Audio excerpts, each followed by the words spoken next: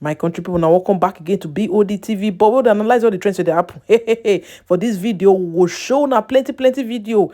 But first of all, more fair congratulate our Super Eagles because they make us proud. But nevertheless, we can't hear say people they talk say na Tinubu luck na bring this victory come. Say na Tinubu luck na make the Super Eagles win this thing. My country people, me say I don't think can say Tinubu luck say make the Super Eagles win or reach final. As I said now, wetin concern agbo concern overload, my country people.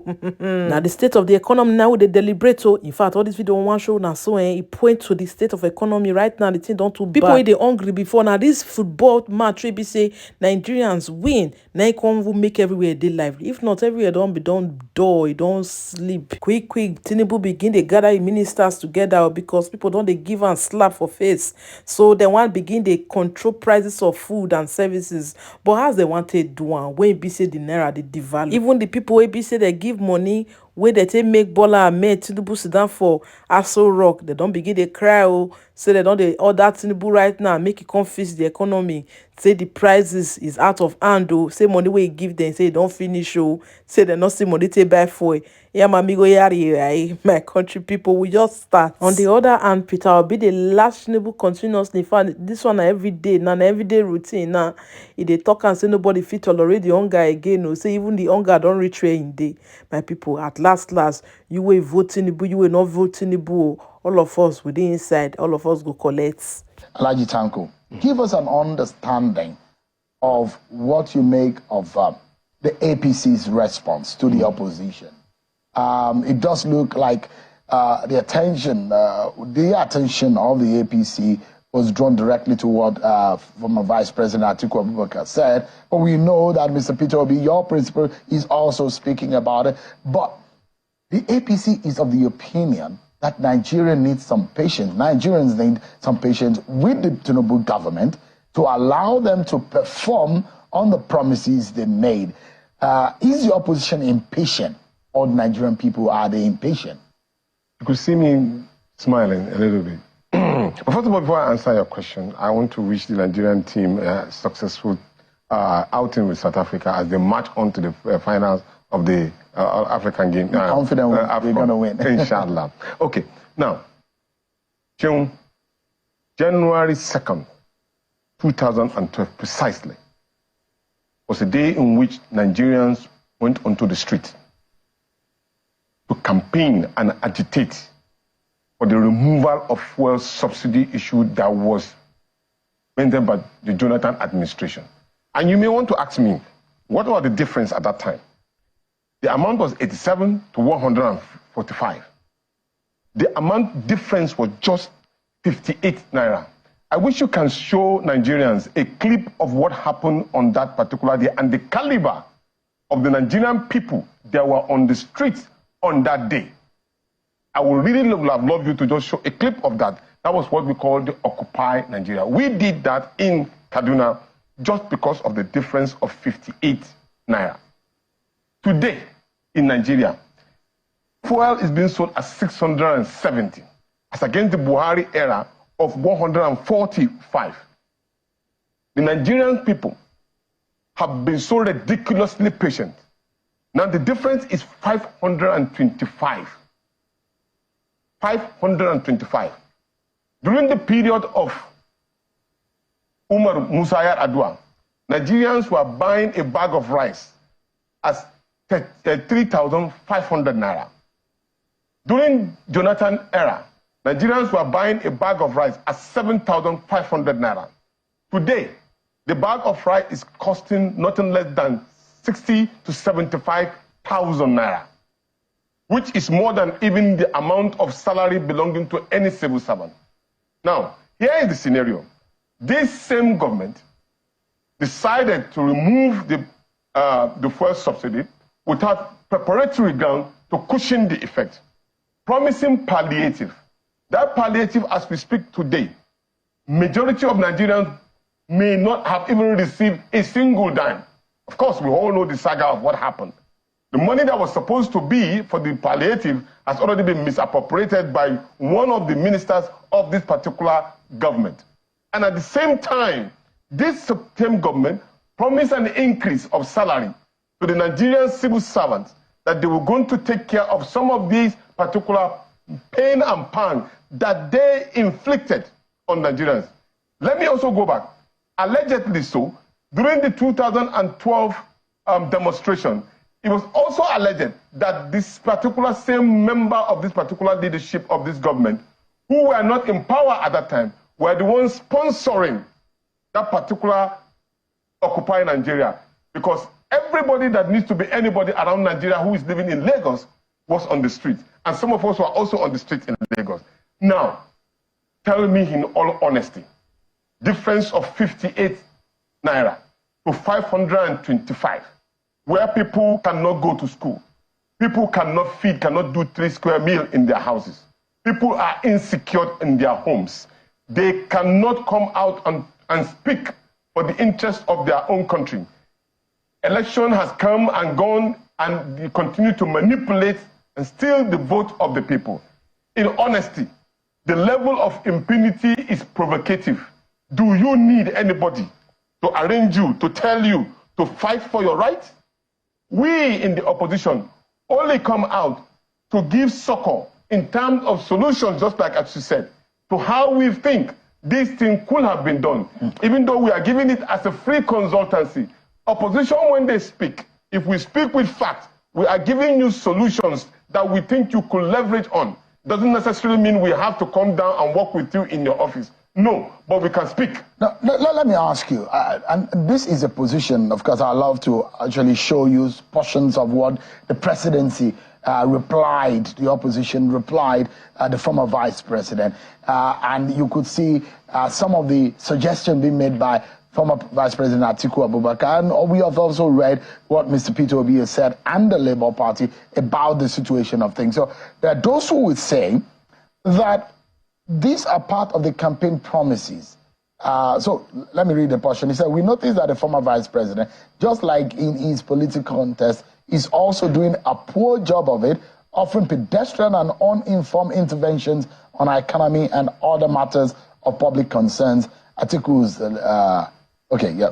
So that's a portion of what he said. Now the question here is that the APC has said, your principal, Mr. Atiku Abubakar inclusive, promised that they were going to remove subsidy. That subsidy was going to go. They did just that. I mean, and coming to criticize the APC government for doing what you also said you will do when you get into office, doesn't that amount to hypocrisy? No. You see, we propose a due diligence process. We didn't tell Nigerians that the day in which we are being sworn into office, when we know that we are paying and paying on Nigeria, we are going to remove subsidy. Nobody says so. So removal of subsidy in itself is not wrong.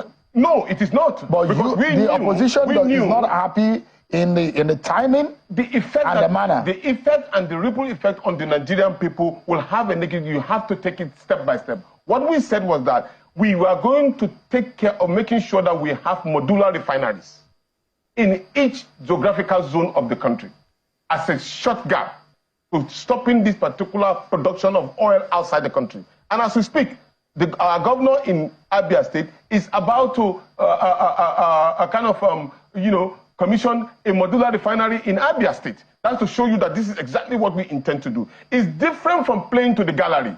This particular government, with all due respect, they are full of gimmicks, lies, deceit, and level of insult in Nigerian people. Are you trying to tell me that Nigerian people are not seeing or are not hearing how you go to party in Canada, how you sponsor the issue of having vehicles for the wife of the president, how you meander and have a yacht for yourself when they are living in hunger? These are clear testimony. You don't need anybody to tell you that these particular people have failed. They are not ready for governance. They were not prepared in the first place. Can you say a government that is just about 8 months old has failed? Yes, it has. Because from the fact that we have a backlog of problems that Nigerian people are looking forward to. During the Buhari era, don't forget, Nigerians were already crying. All they did now, they promised Nigerians that they are going to continue from where Muhammad Buhari stopped. And when they continue, they gave us a pro-max pain and pang. From the difference of just 58 to 52,525 naira. Come on, Sheung. The pain is too much. People are committing suicide. I mean, it may not have gotten to that. It has. I mean, if you say that people are committing suicide. Yes, we have, because we have, in fact, it's on public domain that some Nigerian youth, some of them are committing suicide. That may be extreme in your description of this situation. I'm not making any, I'm not lying. These are facts that you can Google.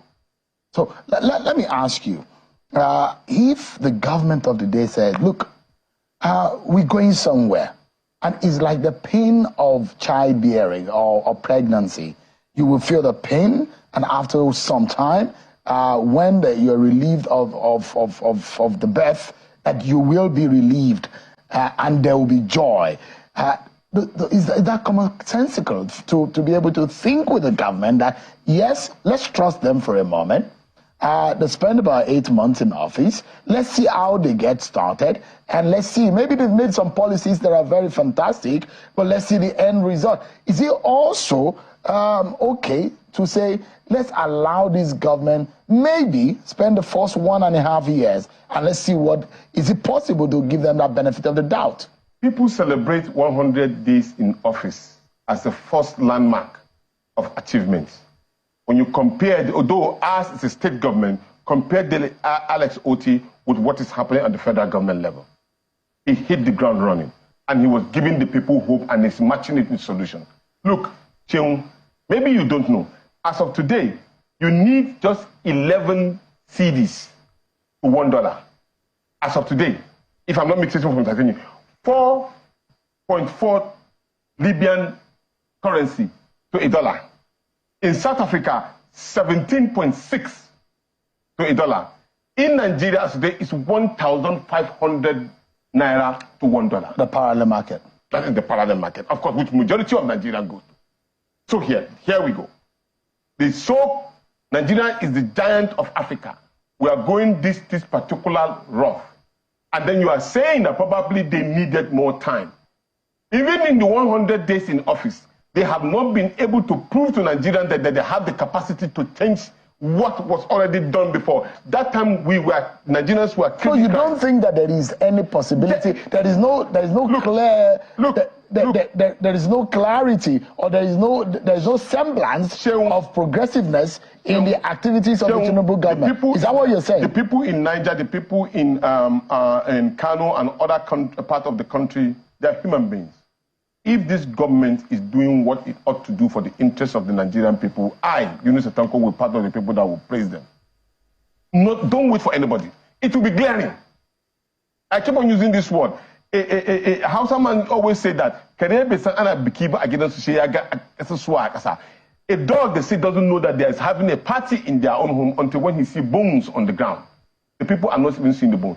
Do you know, Cheung, that as we speak today, our debt, as regard to the debt management office, said that we are having 87 trillion naira. 87 trillion naira. The debt burden across board. Yes, across board. Across board. Yeah. And that's across states and the federal government. Across the board, debt is debt. But you see, if you get debt to build a nation, or to build your own industry, or to build your home, and gaining something in return, it's a good investment.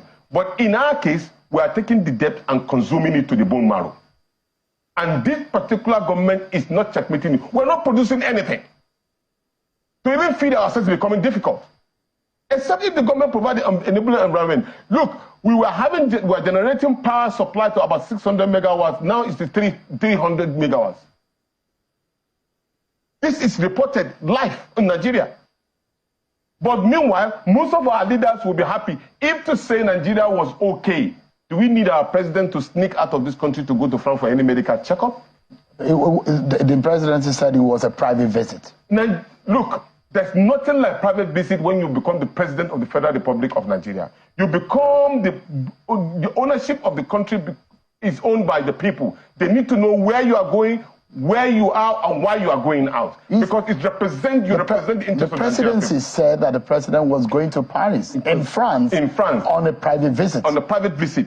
When you go to France, you are being received honorably But you can't go into France as if you are not representing the country called Nigeria. It cannot happen. So you go with dignity and respect, not go in because you want something to do somewhere that you don't want the public to know. And when you are a public figure, it's not constitutional.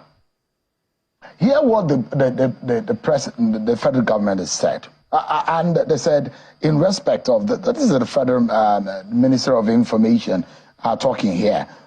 They said that they realize that the challenges are there and that the nation has found itself in a very difficult place, and the impact of inflation on personal and household budgets and the threats to security in parts of the country is biting. And they have said, look, this is what we are doing. In the area of security, the federal government said all threats are being boldly confronted. We are taking the fight to the criminals' dens with promising results. They've also said, regarding the economy, all relevant ministries and agencies of the federal government are working in coordinated fashion to bring down inflation, stabilize foreign exchange rates, and create a truly enabling environment for business and investment. That the Nigeria that President Tinubu seeks to build is one where no one is left behind. Those are some of the statements coming from the federal government, and they said that there are impactful interventions, which include students' loan, presidential initiative to deploy lower-cost CNG mass transit buses to provide alternatives to petrol. And these are some of the schemes that they said they are putting in place. Are they satisfactory too? 774 local governments of the Federal Republic of Nigeria are left behind. How? Good. Many of our leaders who are thinking, who have their head on their neck, have said clearly that the local government of the Federal Republic of Nigeria have been left in fallow. Nobody cares about what they do. Just take a look back at some years when Nigeria, before we get to this particular quagmire that we are, the local government were supposed to be enhanced, empowered to perform their duties, i.e., paying school teachers, constructing road, taking care of the agriculture, doing everything that, because they are the one close to the people. As we speak today, the state government and all of them have already taken over the duties of the local government. So the local government has become a filtering ground for those who will perform crime in the country. So we are giving an alternative suggestion.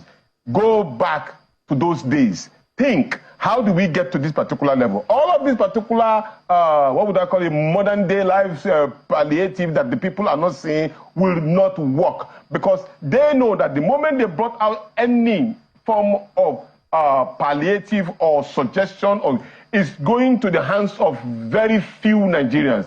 You will see the money going, you don't even know exactly where the money is going. Or rather, they will distribute the money to their cronies or their political party members, leaving others. And that aggravates and creates a lot of problems. You saw what happened when people were being asked to start distributing palliative and the rest of it. Very few were even able to buy the bag of rice that was promised to Nigerians, and then some didn't even buy it. You may put the blame on some of the legislative people who are in position of power, because that is not the way to deal with this issue. Nigerians are not lazy and they are not weak. All they need is an enabling environment for them to perform and take care of their family.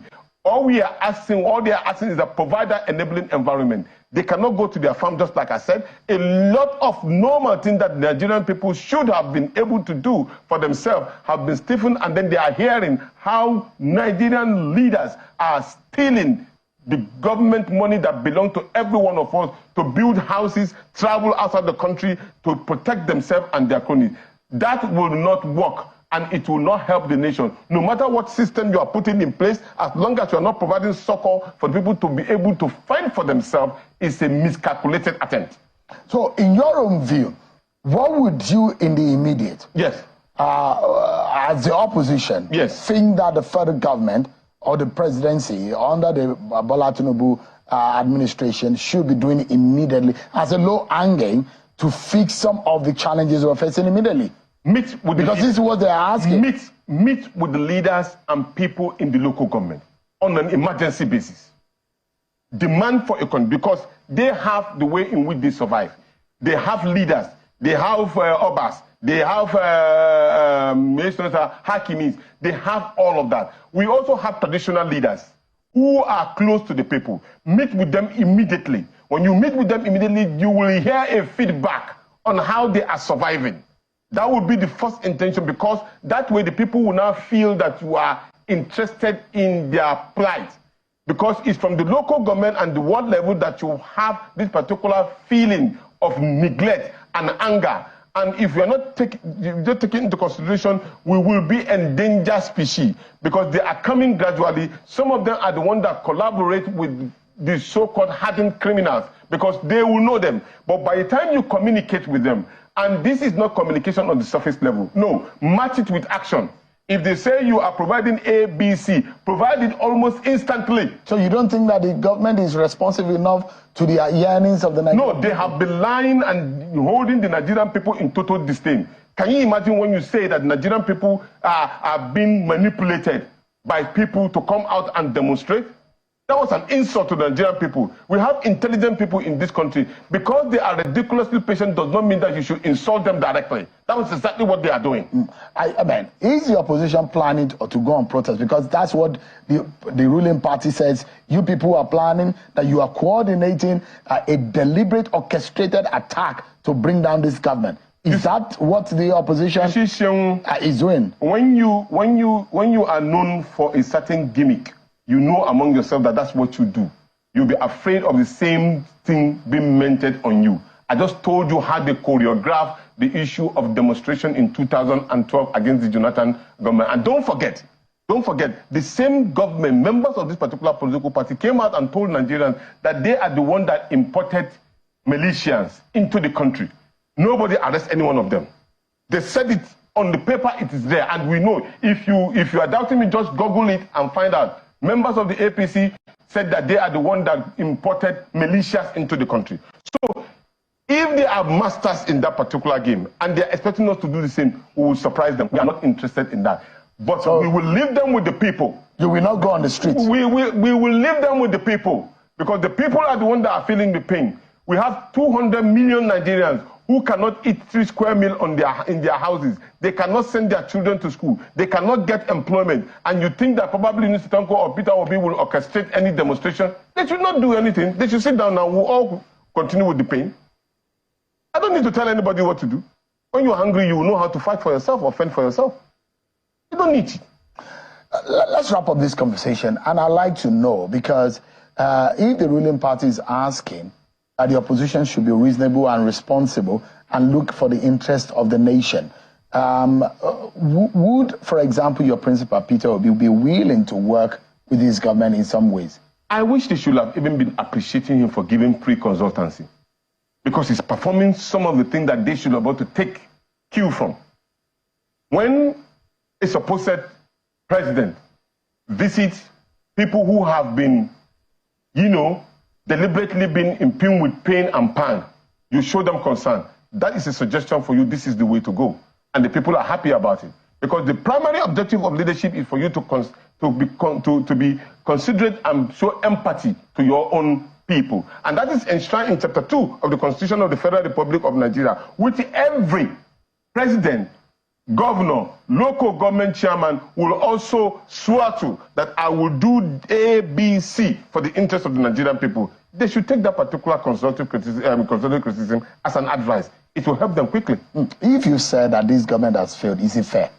I'm being extremely fair, because power is something that you request for. You say you want to do. You have the capacity. Nobody forced you to say so. You use the instrumentality of politics. Whether you manipulate or use any means necessary to get into power, it is what you did.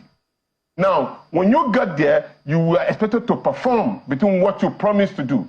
The social contract in which you sign within the people and the leadership is between the manifesto of the party, not individual manifesto. I did not create the manifesto. They said they will do A, B, C. It was a promise that they took, they made to the Nigerian people. And the Nigerian people believe we will die directly or indirectly, and then institutionalized by the judiciary to say, you are now the president. So it is your constitutional right for you to do that, is what is expected. Having known that in the past regime, Nigerians were suffering so badly to a point in which our universities were closed down for months. when people cannot even eat at that time too, they were complaining. You know that there were problems already on ground. It is expected that when you have a statement of a problem in a thesis, you provide a solution to it. It is expected within the first, in fact, between the first 100 days, for you to have shown a direction on how you intend to solve the problem. But they have not. In fact, they were dilly-dallying. Up to today, they have not. This is 8th month. So for me, it is fair for me to tell them, if it was also in the first day, you will have said, I'm not being fair. But for now, they had ample opportunity, a large room for social change, a large room to improve on the pain and pang of Nigerians. But instead of solving this problem, they added it with about 525,522 naira increase of every commodity. If you go send your wife to the market today, tomorrow she will come back to you crying that what you gave her is not enough. This is the situation in Nigeria today. The issue of joblessness, the fact that we have the people who are no longer working. And if you're not working, I keep saying that poverty is not the lack of money. Poverty is the lack of the opportunity to make money. And if you see, because the poverty is beginning to get deeper and deeper, the jobs are running away, we are not increasing production, we are not producing what we are consuming. And remember that we keep saying that if we do not industrialize, you see, natural resources is actually a resource, but it's not the main resource. It is in the value chain, in the value addition chain to the natural resources that you actually get the benefit. That's the benefit that the people get to derive.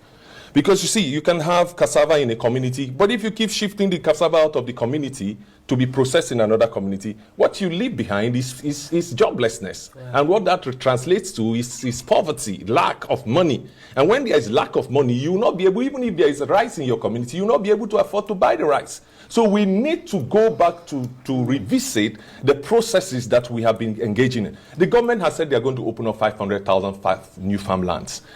That is a very strategic move, but it has to be implemented well. We have to do it in such a way that we create the jobs at the rural communities. We need to make sure that if they're saying they're going to open up 500 new 1,000 hectares farmland, why don't we do it per local government? From the calculation, if we divide 500,000 new farmlands into the local government, 774 local governments, you have about 600 and almost 648 hectares to each local government. It's the same thing that happens in all interventions that the government does. Right. Now we have a situation where people who don't exist have access to the funds that are supposed to power the economy. When that happens, you actually erode the foundation of the progress that you intend to have. Now, if you see $2.something billion, we are talking about $2.something billion that cannot be accounted for. Now, do you know, if you consider the fact that from my own personal researches and the things that we are involved in agriculture, you see that some of the processing plants that we need to power the economy, to power production, because if we do not produce, we will not be able to earn. And if we do not earn very efficiently by ensuring that the people themselves, the factor is the people. Right. If the individual peoples of Nigeria are not earning, Nigeria is not earning.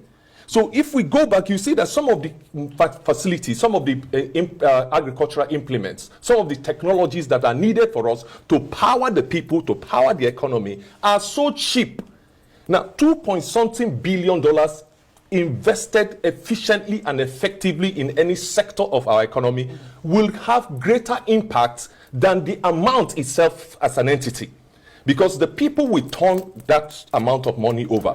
So but we have a situation where even in all the interventions that the government is doing, I want to talk about agriculture specifically, because agriculture has the power. You see, we invest so much money into oil and into mineral resources, and we do not invest equivalent, even a little of it, into agriculture. If we invested 10% of what we use for exploration of oil into the exploration of agriculture, Nigeria will earn more money, more dollars from agriculture than we are earning from money, from oil. And then let me tell you something. We will have a greater impact in the sense that there are more persons who will be absorbed into the agricultural space, job creation, giving them the opportunity to earn more money. So as they're earning more money, the government can have taxes. Because some women in Port Harcourt, River State, took to the streets on Monday to decry the incessant state of power supply, which has left them in darkness, mostly at night. The women say their husbands don't touch them at night due to heat. Let's take a look.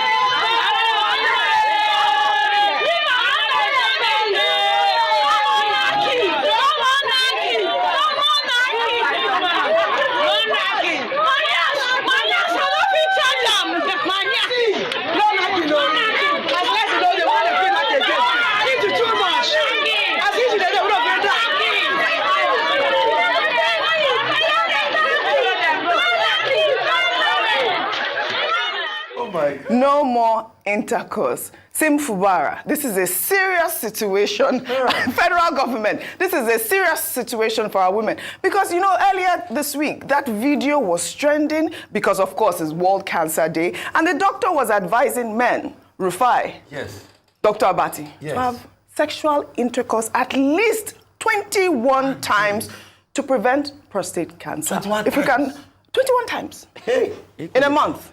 To prevent prostate cancer. Let's pull up that video before we come back for a discussion. It's a concept in physiology. If you don't use it, you lose it. Okay. The only form of exercise your prostate gland gets is during erection, and that erection comes with sexual activity. Okay. So the study is abundantly clear that a man in healthy shape should be able to have sexual interaction 21 times a month. 21 times? A month, to avoid prostate issues, prostate cancer or cardiovascular issues. If you don't exercise the gland, it swells on you. It becomes enlarged. When it becomes enlarged, that is a precursor to cancer. So yes, you have a beautiful wife. Do whatever it takes to please that woman so she can give it to you 21 times a month. I also heard that he was recommending side chicks. Dr. Abati. No, I think this tape should be played every day. Every day, this tape should be played, you know, for purposes of public education, you know, because men are being told now that the most important form of exercise for healthy living is bedroom activity, 21 times. And he just made the point that if you don't lose it, if you don't use it, you lose it. Of course. So an erectile dysfunction is a major problem for many men. Yes. You know, so what this medical doctor is telling us, he's a professional. Yes. So we should listen to him. You know, is that if you don't use it, you can have erectile dysfunction, yes, and then you can have problems of a prostate. Even cardiovascular. Even your heart may not beat well. So bachelors like Rufai, yes, should play this tape every day. Look at how excited and follow their advice every day. And now to come back to the women of Port Harcourt. Yes. I don't know why you mentioned Sim Fubara in the matter. It's River State now. He can probably help them. Are you saying that the state government should begin to pry into bedroom affairs? Why not? Well, he was. Sim Fubara has enough problems. He gave her 100,000 naira during Christmas, right? Some sort of palliative. This is serious. You know they recharge electricity and all of that. Maybe just, you know, go to their aid. You see, the husbands of Port Harcourt, yes, the husbands of these women who have taken their matter to the public domain, I think, well, they should advise their husbands that whether there is light or no light, you know, they should avoid heart disease, they should avoid prostate, they should avoid erectile dysfunction, they should prevent a situation where something will die below their waist by making sure that they defy the problem of lack of electricity supply and do what they are supposed to do. That's you know, and again, this is what we're saying about food insecurity in this country. My God. You know, they are rioting because of food in Kano. They are protesting because of food in Mina. The women of Port Harcourt are also protesting because of bedroom food. Yes. Because this is also food of a type. Food of the spirit. When daddy leaves the dining table, you know, consuming physical food, he is expected to go and provide food also, in the other room. Food of the spirit. So these are very serious national problems. Stop giggling. Stop laughing. This is a very serious matter, which can cause domestic tension. Yes, in a It's country very, like very this. serious. Separation of couples. I don't envy President Tinubu. He has a lot to worry about. From food in the bedroom to food on people's tables. I will not advise that President Tinubu should declare a national emergency on this protest by women who say that their husbands come home and they say because of heat they cannot engage in this 21 times exercise that learned knowledgeable doctor has recommended. The investigation, however, that the wives of Port Harcourt, the women of Port Harcourt can embark upon is to find out whether indeed the lack of electricity is a major cause of the indolence of their husbands in the bedroom. But that's what they are saying. It's not comfortable there may for be them other now. remote causes that they may not be aware of. Because that doctor even talked about side chicks. Yes. So this may be... So they should be it's careful. a complex subject, Right. which will require further investigation. Dr. Abati. It's very important. Like Dr. Abati said, you see a lot of people, the way they behave in Lagos, the way they drive in traffic and all of that. You know that their cardiology is not good. Yes. So they need to take the 21-day pill for their cardio, for every part of their body. You see, a lot of people are frustrated. Yeah. They need to calm down. Absolutely. And what can help them calm down is the 21-day pill. Yeah, well. So please, wives, give your husband the 21-day pill. Ayo, don't look at me as I'm saying it. Ayo is looking at you. And Ayo, heat or not, they should have sex. That's what Dr. Abati is recommending to prevent prostate cancer. You know, I had a guest on the show. Even for your mental health. Go ahead. You need to provide empirical data. With regards to... You need to fact check that. A starved woman and mental health is affected. There are too much data to prove the correlation. No, I'm not joking. No. But there's too much data to prove the correlation. I'm serious now. Hell has no fury. Okay, go like ahead. a woman scorned. Absolutely. The women of Port Harcourt have been scorned. Yes. And the scorners are Port Harcourt electricity distribution. Yes, that's what I was just saying. They said that businesses are being affected.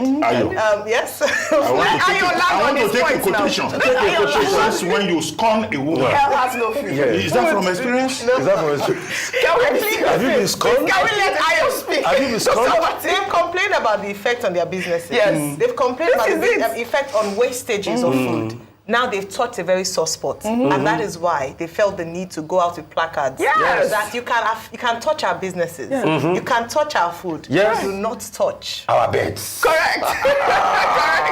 Please, this is a plea. Those women should just go out there and find a way to sort themselves out, because whether you like it or find a way. Yes. I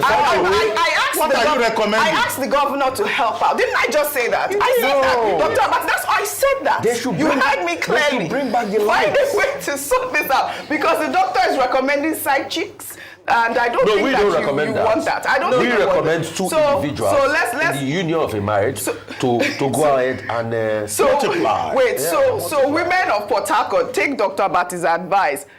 Heat or not, have sex 21 times with your husband. This is Bod TV Bod. In case the first time you come here, please don't forget to subscribe and hit that notification bell for more uploads.